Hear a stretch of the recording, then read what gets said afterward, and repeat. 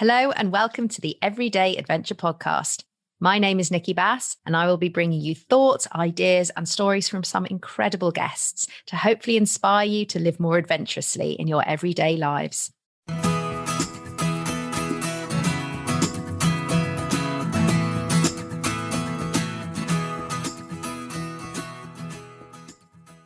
Hello and welcome to season 5 of the Everyday Adventure Podcast. I am so excited to be back. I can't tell you. It's been a crazy start to the new year, but yes, I am ready to get stuck in. I have some incredible guests to share with you this season.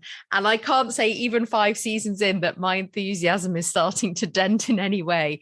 The more conversations I have with people, the more people I come across and I get the chance to speak to, every single conversation, and I can guarantee every single conversation this season has inspired me personally in some way to think differently, to take different forms of action, or even just to reflect and to connect with somebody new. Just before we get started, a couple of things to share with you as well. The first is that very excitingly, the Everyday Adventure Podcast has been shortlisted in the Best Performance and Wellbeing category of the Sports Podcast Awards. And I'm so thrilled because when I set out to start this podcast, my focus was very much on the psychological aspects of adventure, what adventure brings us, what benefits we experience as a result of taking parts of adventures, what are some of the challenges we experience on the way. So to be shortlisted in this category in particular, amongst some really hard-hitting podcasts and well-known ones as well, is really, really exciting. So if you've listened to this podcast before and you've enjoyed it, I would love it if you wouldn't mind clicking on the link, which I will share in the show notes, and voting. That would be absolutely amazing. Or if this is your first time and you get to the end of the podcast and think, yeah, would love to support it as well. Thank you so much in advance. The second exciting bit of news is that in between my last series and starting this one, I did a TEDx talk. It's been something that has been in the background for about 2 years and the event kept getting cancelled and postponed because of COVID. So to actually get on the stage on the 8th of January at TEDx Moseley was the most incredible experience. And hopefully it will be up and on the TED site very shortly. I think it takes a few weeks for them to upload. So I will let you know when that's live. And without giving too much away, funnily enough, it is all about my favourite subject of everyday adventures. So it'll be very well aligned to those of you who enjoy this podcast. I'm sure there'll be some interest there too. Anyway, time to get on with the very first episode. Today, I'm absolutely thrilled to welcome Kelly Smith to the show. Kelly is an advocate for sustainability, environmental impact, and flood management. And she is also an equality, diversity, and inclusion consultant who works very much in the adventure space. She's also soon to embark on an amazing adventure, which consists of a tour of the 3 highest peaks in the UK mainland, so in England, Wales, and Scotland. And this will be a policy-focused look at intersectionality, looking at flood management, the service users in the national parks, and those who maintain them. And this is all going to be documented and filmed, which she hopes to release. And it's very much looking at conversations with the people involved in this area. So it sounds really exciting. So I met Kelly a few months back at the Blue Earth Summit, which was a really amazing 2-day experience held in Bristol and then at the Wave. Some of you might have seen my photos on Instagram. It was one of the best conferences I've been to. And at the conference, I was privileged to attend a panel which was called Who Owns the Outdoors, and had an array of incredible speakers, of which Kelly was one of them.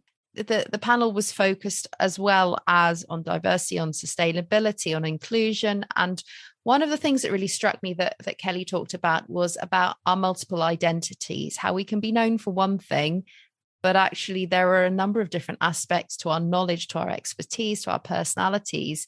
And there is a tendency to only see us through a singular lens. So I was really interested to explore that further with Kelly.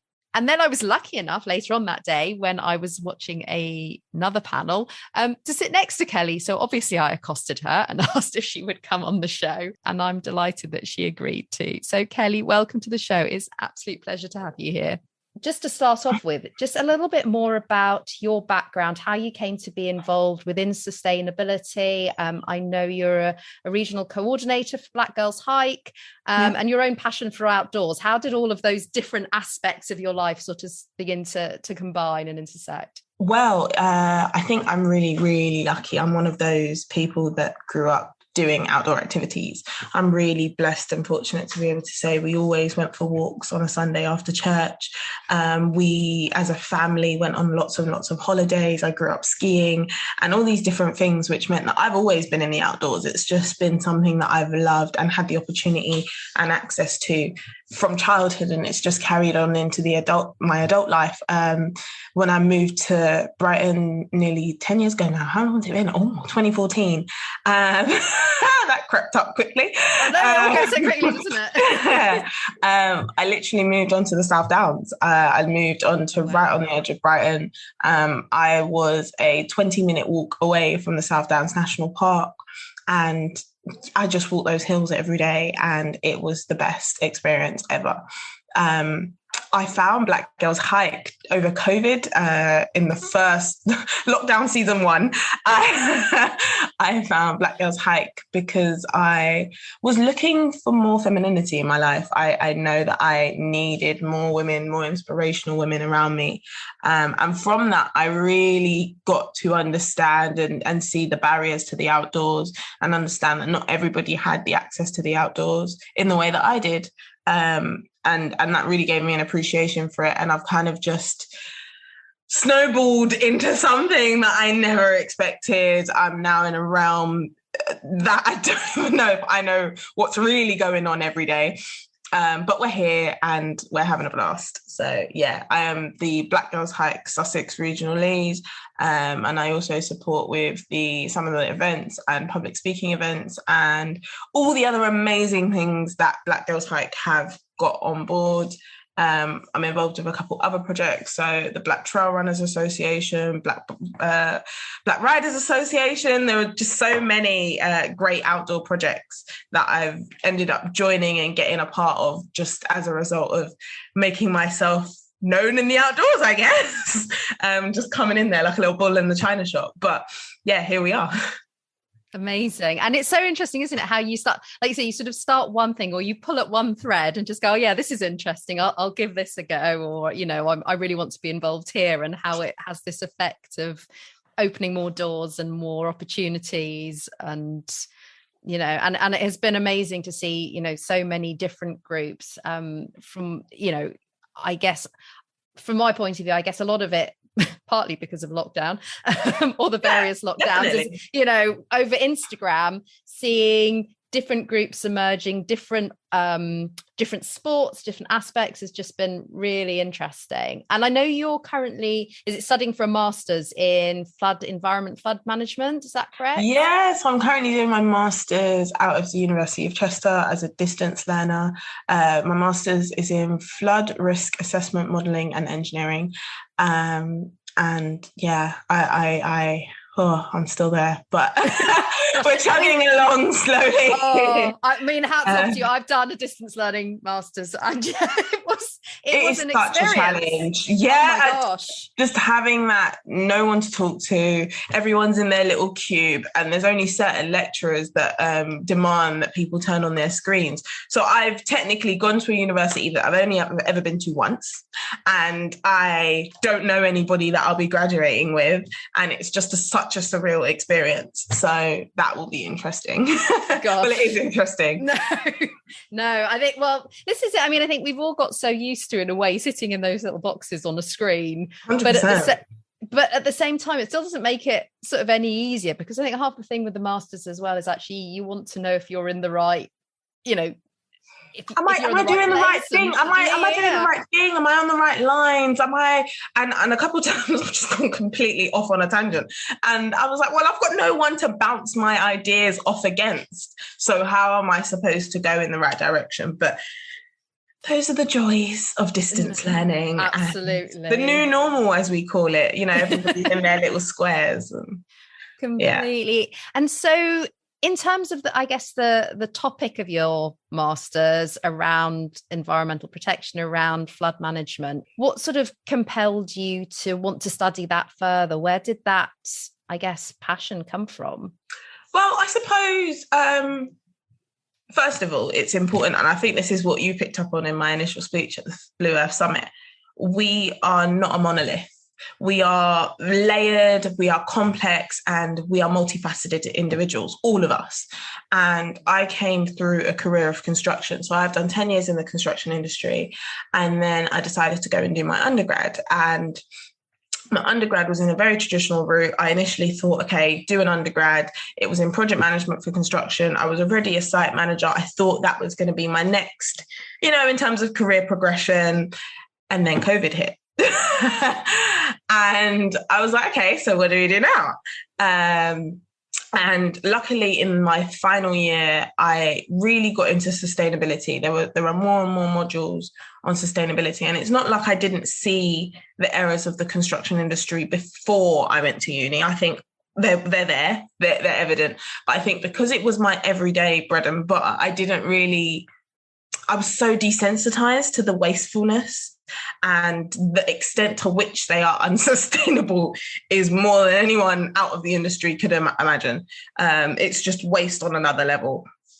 So when I went and finished my undergrad dissertation, that was in how responsible are project managers for flooding for the end service user? To what extent does the responsibility lie on project managers? And halfway through my dissertation, I already, in my brain, in my heart, I gave up, because I realized actually it's got nothing to do with construction managers. It's got nothing to do with project managers. It starts way before that. So my current dissertation is on policy. And at the end of the day, people will only do what they have to. And if policy and due diligence specifies that we only have to do X amount, then if it's X, they're going to do X plus 1, or sometimes X minus 1. And that's just enough to get through. And that's just enough to qualify. When in reality, who are the people that suffer? It's the service users.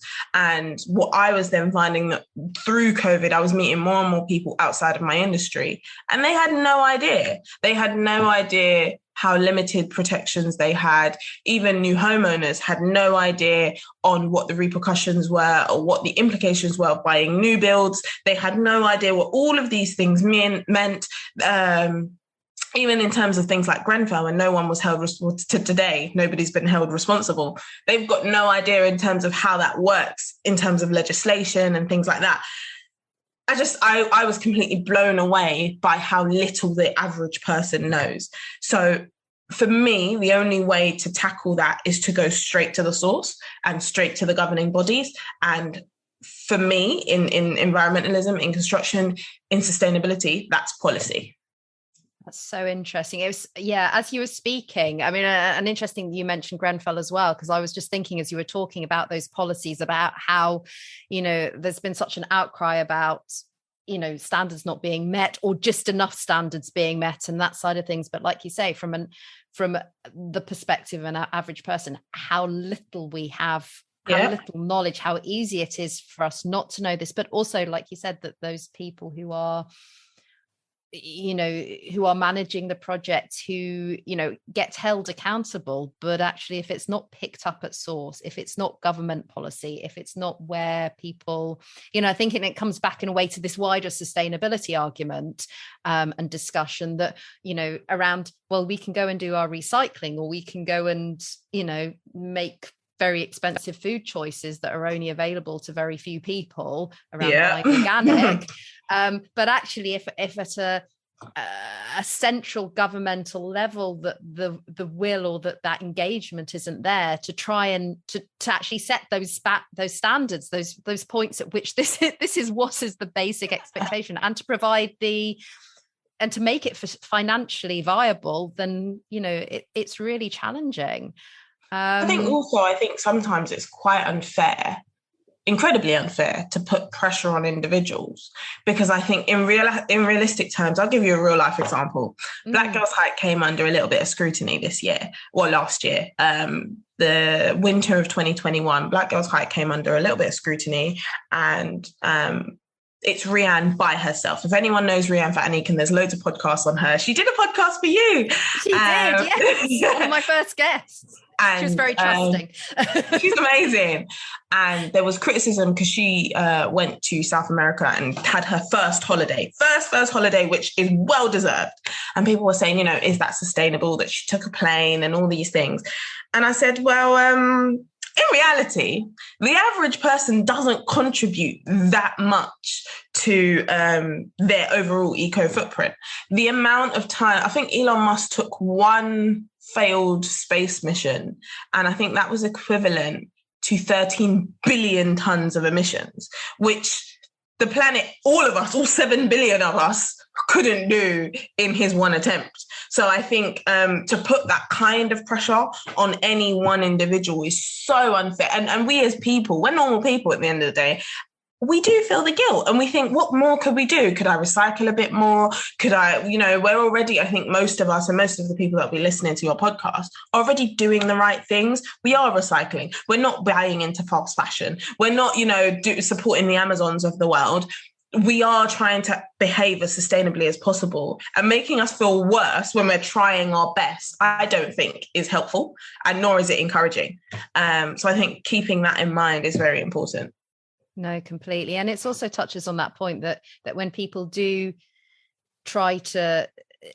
are trying new things, putting themselves out there, as Rianne does, as so many people are trying to make a difference, make a change, and become that sort of role models, how quick, whether it's social media or the individuals who happen to be following people on social media, how we look for flaws to try and pull them down again, rather than celebrating actually the things that people are doing. Like you say, actually the intention, the fact that people are putting themselves out there. And I know, certainly in Rianne's case, but, for a lot of other people that pulls in abuse and criticism and negative reaction, that then very understandably makes people actually not want to speak out about issues that are important to them, or not want to put, because of fear of being found wanting in some way, unrelated, or because they're normal human beings who are also trying to navigate their lives. And I think, it's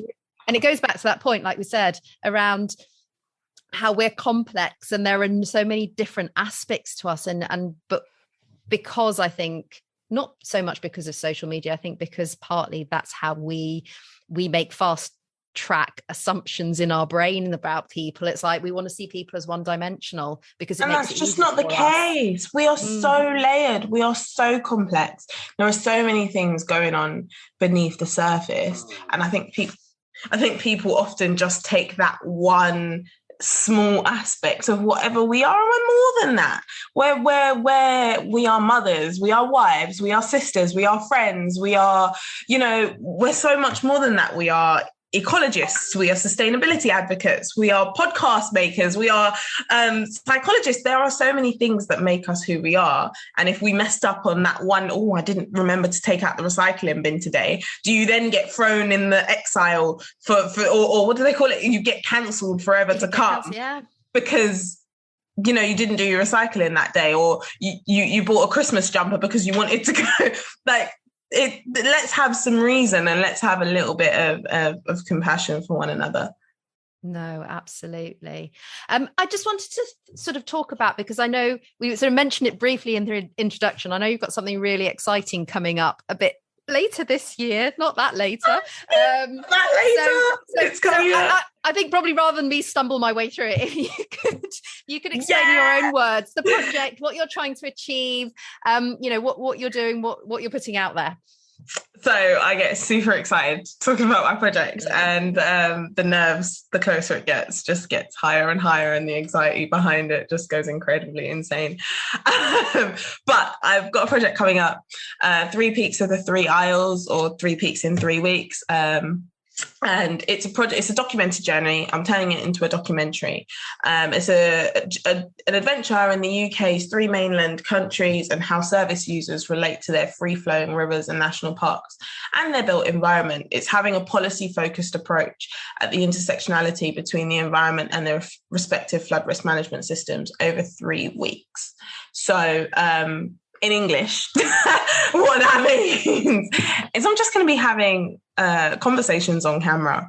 We're going to be summiting the 3 highest peaks in England, Scotland, and Wales. And on our way, we're just going to be stopping and talking to whoever we see. One of the common questions are, well, what if you don't see anybody? Well, from last year, I can tell you for a fact, there was an hour queue to summit Snowdon. I'm highly doubtful I won't find anybody on a summit. We are taking some of the more difficult paths. If you're familiar with Snowdon, we're taking the Watkins path. I've developed my own path for Helvellyn, Scafell and Scafell Pike. We're going to take the traditional route to Ben Nevis. But yeah, there's all the routes that are as exciting, as dynamic as the project is in itself. I think for me, one of the interesting things, and what I find interesting about the project, is we are neighbours and we all do fall under the UK, but the way people feel and their connection to nature and the policy behind it is so completely different.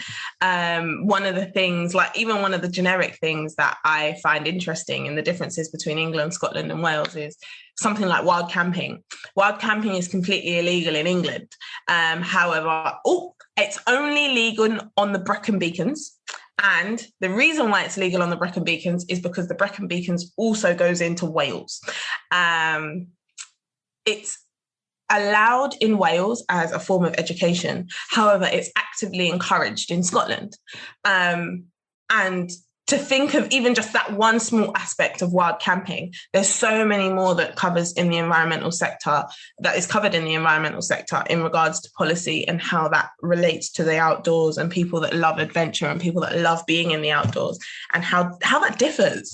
So it's super exciting. I'm excited about it. So I'll be walking up, I'll be running down, I'll be swimming in the local lakes like Windermere, a few of the other lakes. On the Watkins path on the way to Snowdon, there's like quite a big waterfall that splashes and makes like a really lovely pond. The background is absolutely amazing and you've got the mountains around you. There are parts on the other 2 that I'm doing in Wales, where sometimes when they're doing their practice flying, we are above the planes. So it's just, It's amazing to even think about that we can see the top of the aeroplane. It's such a surreal experience.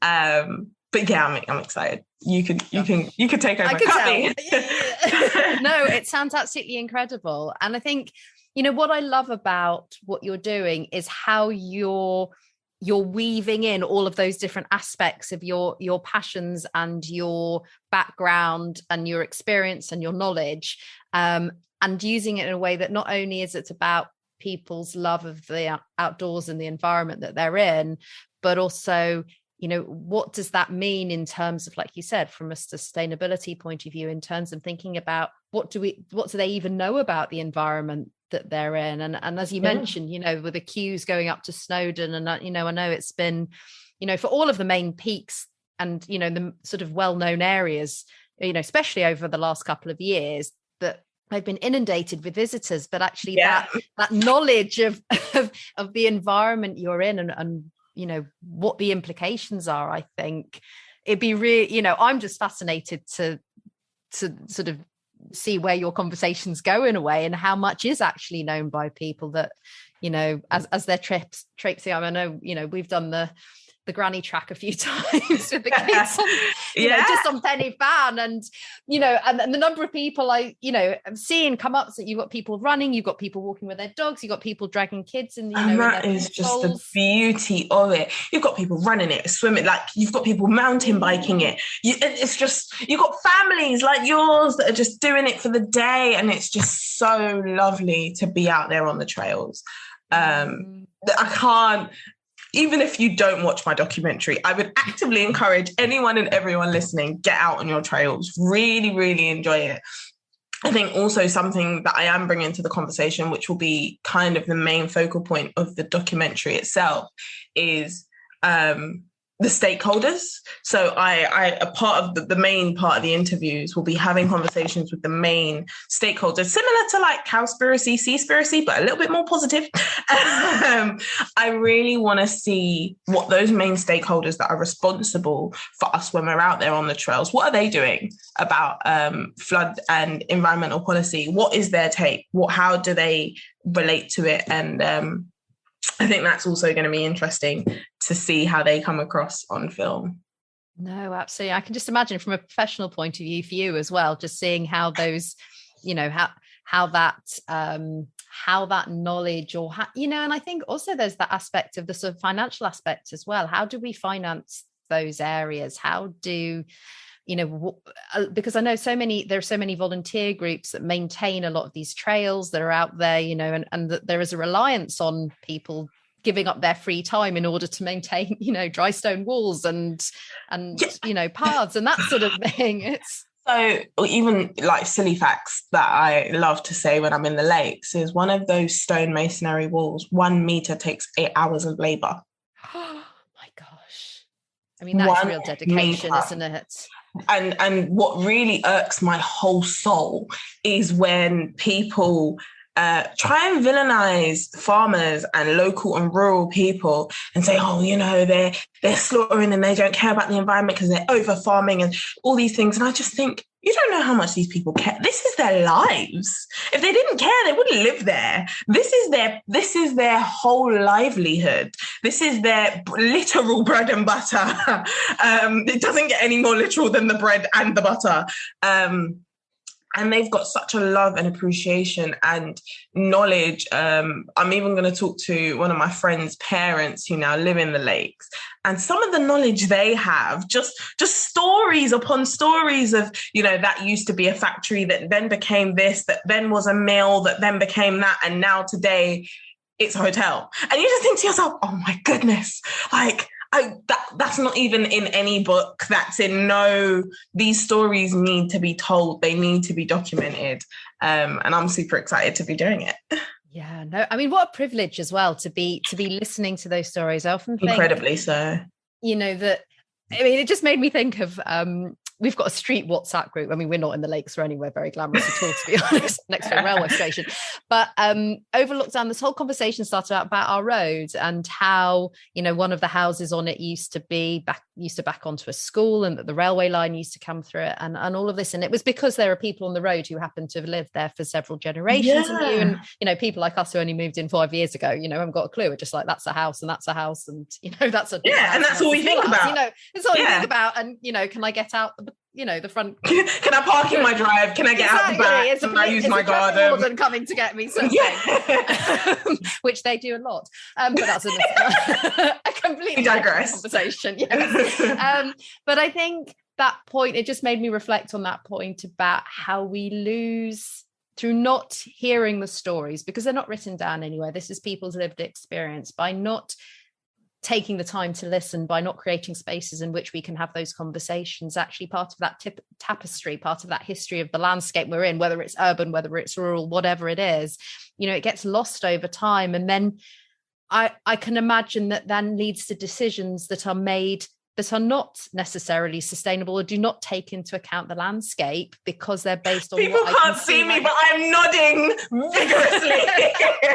I think they can hear you nodding. It's fine. I'm sure there is there's a nodding energy that comes nodding energy. So yeah. I'm gonna take that one.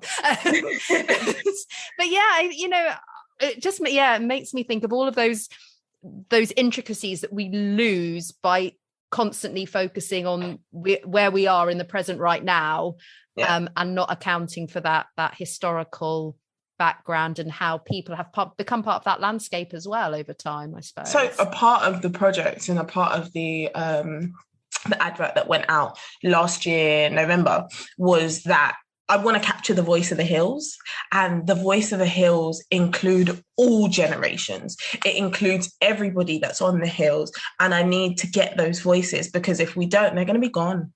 And how are we going to capture those stories? How are we going to get those lived experiences? How am I going to get that, someone proposed to someone else on the way to Helvellyn? How am I going to get all these wonderful things that I'm going to try and incorporate into the project? Is just, they need to be heard, in my opinion. And when you're talking about decision making, some of the most challenging thing about decision making is those people that make decisions don't live in the communities that are affected by them.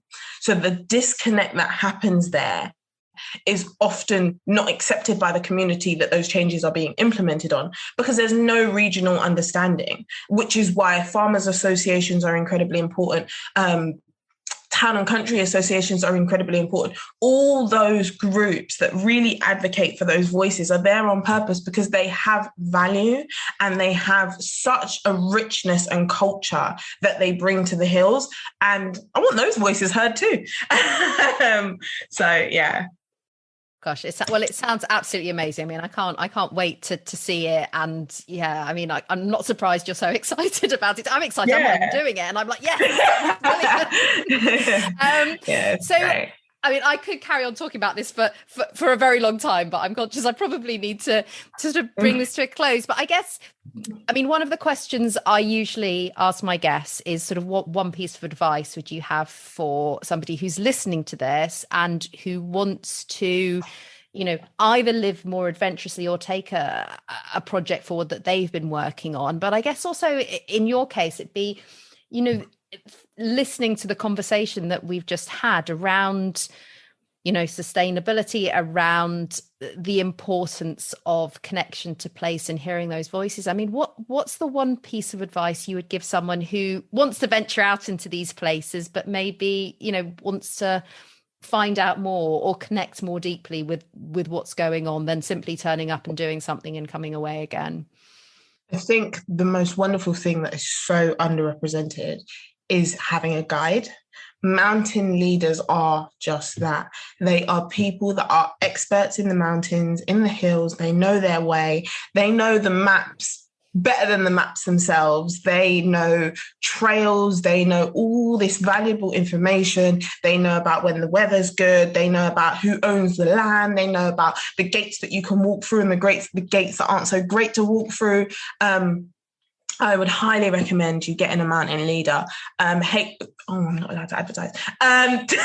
There are a wonderful company by the name of HF Holidays, and they are a hotel company. But once you stay at the hotel, they offer you different guides. So you don't have to look, go down to the foyer, pick what route you want to do, pick who's available on that day, and they'll take you out. It's just... there are so many ways to get in contact with mountain leaders. Facebook, mountain leaders are on Facebook, mountain leaders, mountain training. And I also think that if you're trying to access the hills, the reason why mountain leaders are incredibly important is because it can get dangerous.